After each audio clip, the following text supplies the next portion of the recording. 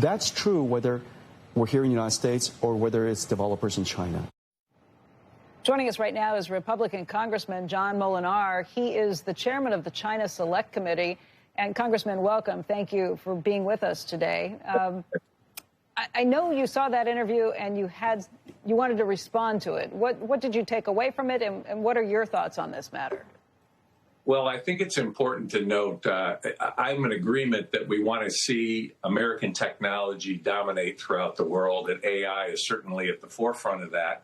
But I would say in the free world, because I don't believe that we need to be partnering with Russia, North Korea, China, Iran in these areas, because what they do, especially in the case of China, is they steal our best technology and then they leverage whatever advantage they have. And Jensen is finding that out, where they're denying access to their chips in China. We've seen China come out just yesterday with a brutal policy that would withhold rare earth elements and magnets that are so key to our American economy.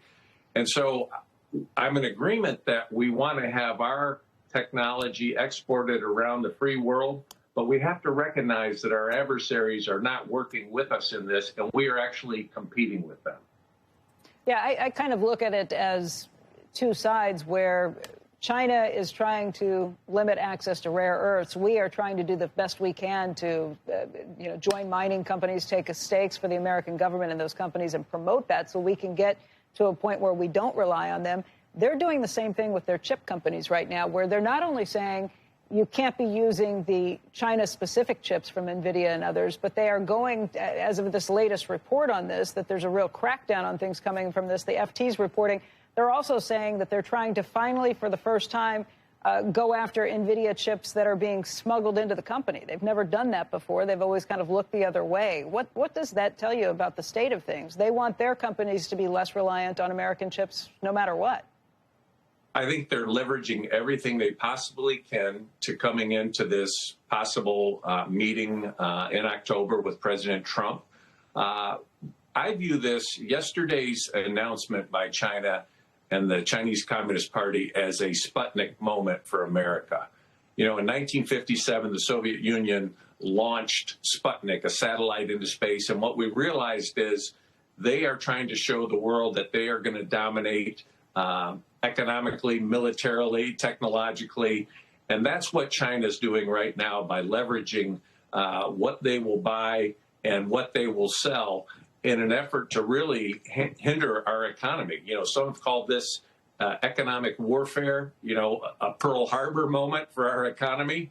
What to me it says is we need all hands on deck to win this competition, and we need people to stop treating China like it's a normal country in the economy. They don't deserve the normal trade relationship status. They are not a developing country.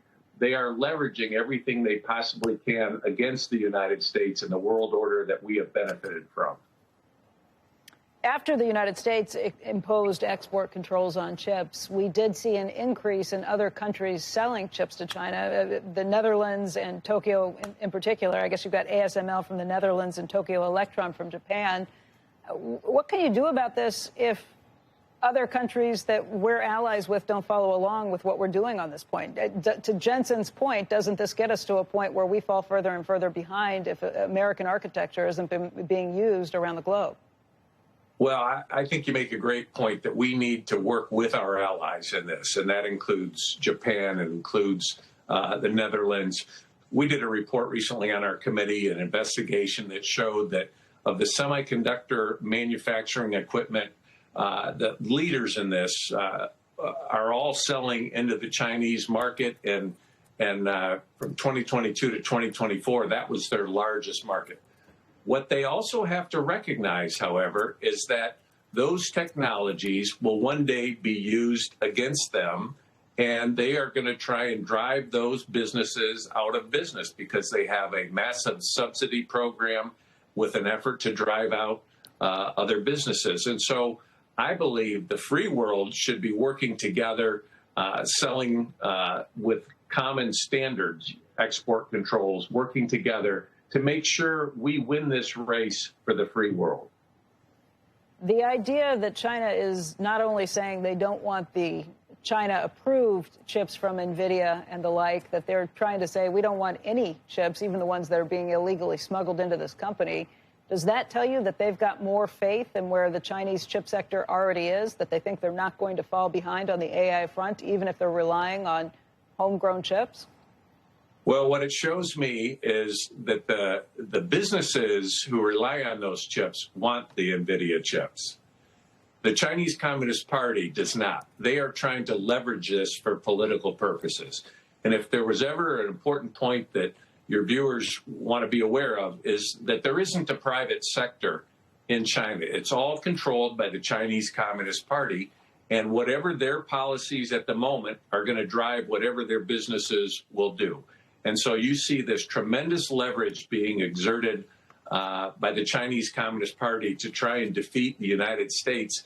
And these businesses who would love to have the H20 chips from NVIDIA are being denied that because it doesn't fit the Chinese Communist Party's profile. So what do you think of NVIDIA chip sales to the UAE that I think just went through this week? It looks like those have been approved at this point. It looks like the Trump administration is opening more ways for NVIDIA to sell its chips around the globe. Are you on board with that? Are you opposed to that? Do you worry that chips get sold to the UAE or somewhere else and eventually wind up in China?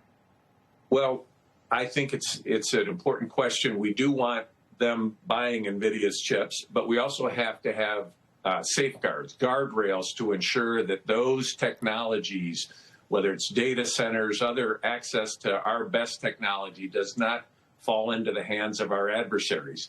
And as President Reagan used to say, trust but verify. We need to make sure that we are working with reliable partners who will protect that from infiltration into China, because ultimately we know there is smuggling going on. There are other problems associated with it. But if we have the guardrails, it can be a win-win where our technology provides the infrastructure and we work with like-minded people that want to see freedom and prosperity. Chairman Moolenaar, thank you very much for joining us this morning. Thank you, Becky.